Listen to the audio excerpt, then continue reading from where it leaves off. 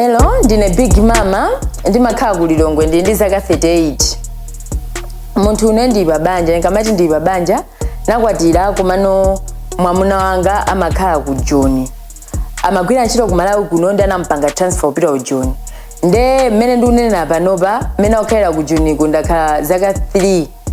Ndakhala zaka 3. Ndikati 3 years mwina pena simvesesa koma ndisindike kuti zaka 3. Ndisanaje, ndikamati ndisanaje, sima ndimaje tudere koma kudya chakudya chopasa cholimbisa thupi. Ndakhala ndikudikira mwamunayo koma ayi ndithu mwamunayo palibe chimene amasamala, amankhawa ali kumene koko, amangopanga basi za ntchito, amangosamala za ntchito kuteko kumene ndililimu lingi ndiyo yomwe ndavulayi. Nde lingi ndavula chifukwa choti ine ndifuna mwamuna oti azindisamala zinwesera chikondi.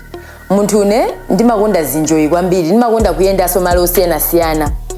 Akhoza kundiuza kumene mwina munthu yamakonda kupita, akakhala nkhani kachakumwa ayi ndithu timadintira. Ndeno mwamuna akhoza kubwera kayakhala wa zaka 27 kawa zaka 26 palibe vuto, nkhoza kukhala ngati sugar mami wake. Ine nkhoza mampasa ndalama zimene yakufuna, ngati akufuna ndalama nkhoza mampasa palibe vuto. Foti ineyo ndalama ndimakhala nazo koma chabe chimene ndusowekera chikondi.